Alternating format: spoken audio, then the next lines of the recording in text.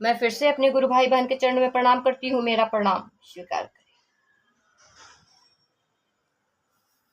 और मैं अपने गुरु भाई बहन से माफी चाहूंगी कि मैंने बहुत दिन से आओ चले शिव की ओर पुस्तक का आगे का अध्याय को मैंने वीडियो के माध्यम से नहीं डाला। इसके लिए मैं दिल से माफी चाहती हूँ, क्योंकि मेरे गुरु भाई बहन को यह मालूम हो कि ड्यूटी चुनाव को लेकर कुछ ज़्यादा ही हार्ड था।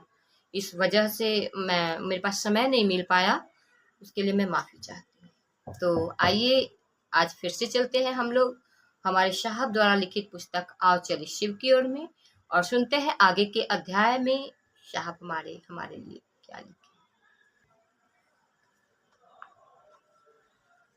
और हम लोगों ने अब तक सुना ज्योतिर्लिंग शिवलिंग की पूजा। आइए आज इसके आगे चलते हैं।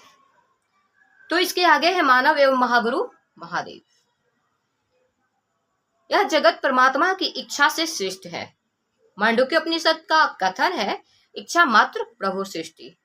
उस इच्छा में की इच्छा से प्रारंभ होती है लीलानंद की लीला। चलता है काल चक्र और सृष्टि के विकास क्रम में श्रेष्ठ होता है मनुष्य। परमात्मा इच्छा करने को स्वतंत्र है और वे ही करता है। मनुष्य भी इच्छाएं करता है, परंतु परमात्मा की इच्छा से मनुष्य की इच्छा भिन्न है। परमात्मा की इच्छा सृष्टि के नियामक शक्ति है, जबकि मनुष्य की इच्छा का फलाफल अनिश्चित है। जगत में रहने की इच्छा के बावजूद मनुष्य मृत्यु को उपलब्ध होता है। सुख, आराम एवं स्वस्थ रहने की चाहत के बाद भी वह दुख झेलता है और अस्वस्थ होता है। वह जगत में आने को विवश है और जगत से जाने को भी। मनुष्य भी करता है, सीमित दायरे में वह भी सृजन और संहार करता है। वह यह खोज मनुष्य की मर्यादा के लिए आवश्यक है कि कौन उसे अनचाहे दुख झेलने को मजबूर करता है, क्यों जगत में ले आता है और फिर इच्छा अनुसार जगत में रहने भी नहीं देता। इच्छा की पूर्ति में सुख है। मनुष्य बार बार इच्छाएं करता है। एक बार इच्छा की पूर्ति होते ही दूसरी इच्छा पनप जाती है। शास्त्र कहते हैं कि मनुष्य की इच्छा का उद्गम परमात्मा की इच्छा से है। मानव की रक्त बीज की तरह उत्पन्न हो रही इच्छाएं उस परमात्मा की इच्छा से जुड़ी है, और जब तक मनुष्य परमात्मा को पाने की इच्छा नहीं करता, इच्छोत्पत्ति का क्रम चलता रहेगा। जहां इच्छा करने की व्यवस्था नहीं है, वहां आनंद है। आज मनुष्य मात्र जगत की इच्छा करता है। जगत का सुख पाना मनुष्य का उद्देश्य हो गया है। साधना एवं पूजादि की जागतिक सुख के माध्यम होकर रह गए हैं। मन को अगर मात्र भौतिक सुख का चिंतन किया जाए तो मानसिक तरंगे स्थूल होंगी। व्यक्तित्व सुख का चिंतन व्यक्ति की चिंतन धारा को संकीर्ण करता है। वसुधैव कुटुंबकम की परिकल्पना समाप्त हो जाएगी। अपने लिए तो मानवेतर प्राणी भी जीते हैं। मन जिस प्रकार भौतिक चिंतन से स्थूल होता है, उसी प्रकार सूक्ष्म अथवा विराट चिंतन उसे विशालता प्रदान करता है।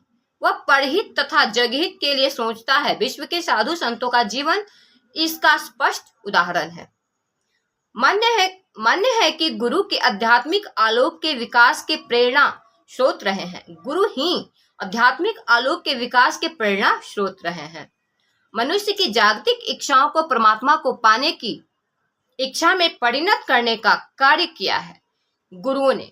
इन गुरुओं की श्रृंखला में शिव आदि गुरु हैं। तंत्र साहित्य मूलतः शिव पार्वती संवाद है, जिसमें शिव गुरु है और भवानी शिष्या। शिव तंत्र के प्रणेता तथा सभी आध्यात्मिक क्रियाओं के परम ज्ञाता माने गए हैं। उन्हें सभी गुरुओं का गुरु कहा गया है।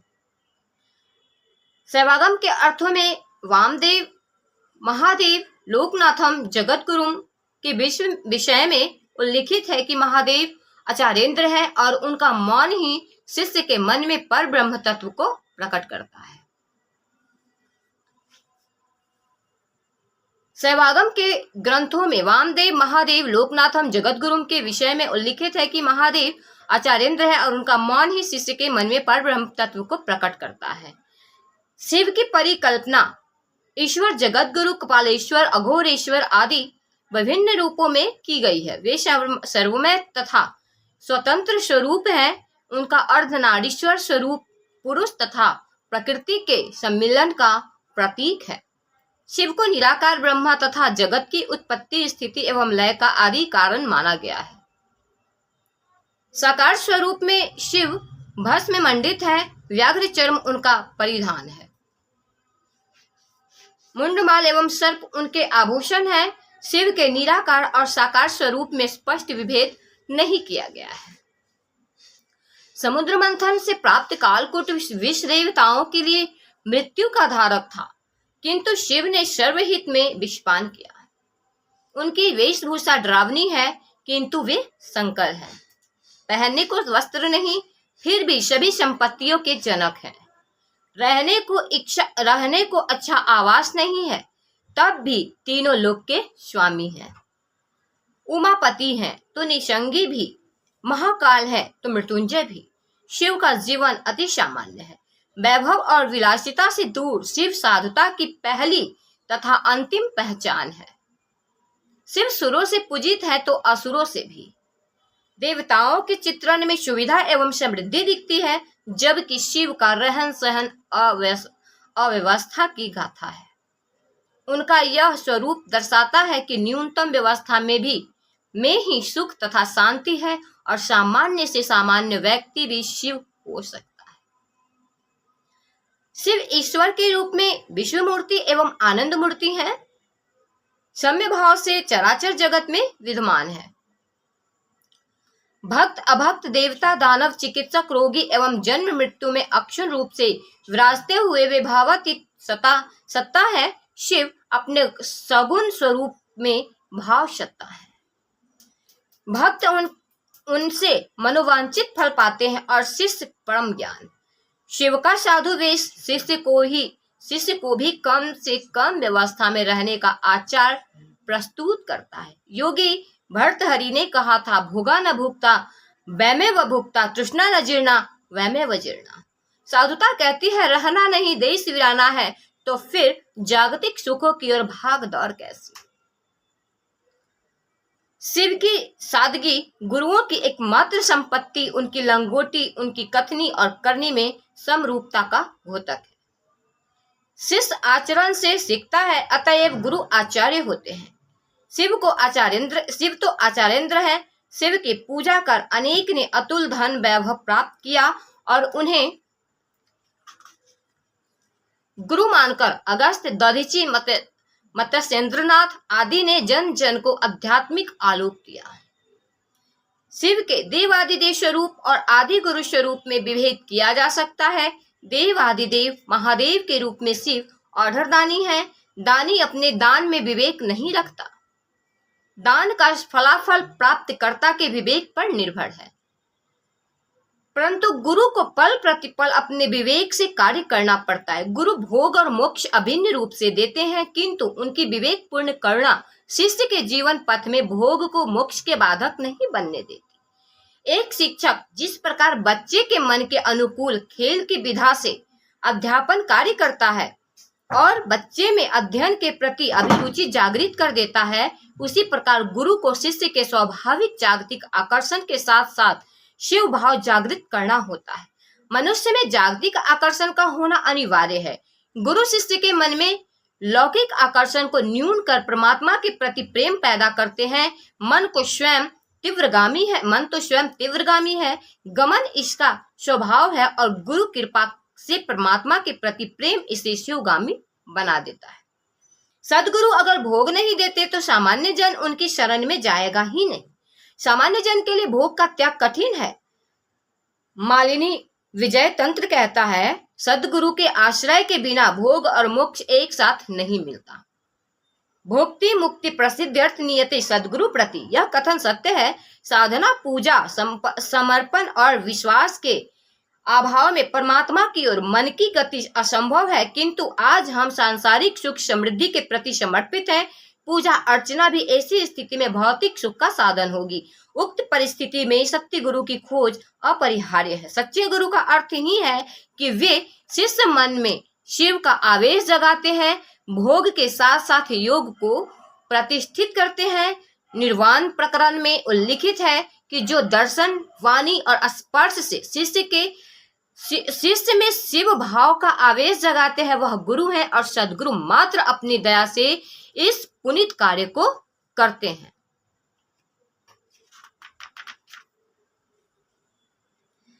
दर्शनार्थ स्पर्शनार्थ शब्दार्थ कृपया शिष्य देह के जनेत समावेश संभव स ही देशिक। पूर्व काल में सभी गुरुओं द्वारा लौकिक जीवन में भौतिक सुख को महत्व नहीं दिया गया। शिव नाम धन्य भगवान बुद्ध, महावीर, ईशा, कीनाराम, गोरखनाथ, रामकृष्ण परमहंस आदि का जीवन सादगी से भरा था। आज गुरु पद अधिकांशतः भौतिक सुख एवं सामान का साधन हो गया है। ऐसा भी नहीं है कि 20वीं सदी के उत्तरार्ध में कोई नई आध्यात्मिक पूजा पद्धति का आविष्कार हुआ है या कोई साधना और पूजा के नए आयाम सृजित किए गए हैं। तंत्र योग आदि की साधना के पीछे प्रकट का अप्रकट रूप से सांसारिक सुख की प्राप्ति अभीष्ट हो आई है। गुरु परंपरा के सिंहावलोकन से परिलक्षित होता है कि वर्तमान काल में अधिकतर गुरुओं द्वारा आचरण से सिखाने की मान्यता में कमी आई है। संत और गुरु में अंतर है। संत स्वयं ईश्वर तुल्य है और गुरु मनुष्य को शिव बनाते हैं। किसी संत की ऊंचाई मापना अत्यंत कठिन है, किंतु गुरु की पहचान उनके शिष्य से होती है। गुरु पद की सार्थकता उनके शिष्य का जीवन में जीवन मुक्त होना है। जैसे चिकित्सक पद की गरिमा रोगी के स्वस्थ होने और दानी की प्रतिष्ठा याचक के वांछित दान पाने पर होती है। गुरु के 5 शक्तियों का समावेश माना गया है: इच्छा, ज्ञान, क्रिया, चित्त और आनंद। इसी 5 शक्तियों को मूलतः धारित करने के कारण शिव आदि गुरु जगत गुरु हैं। दक्षिणामूर्ति शिव का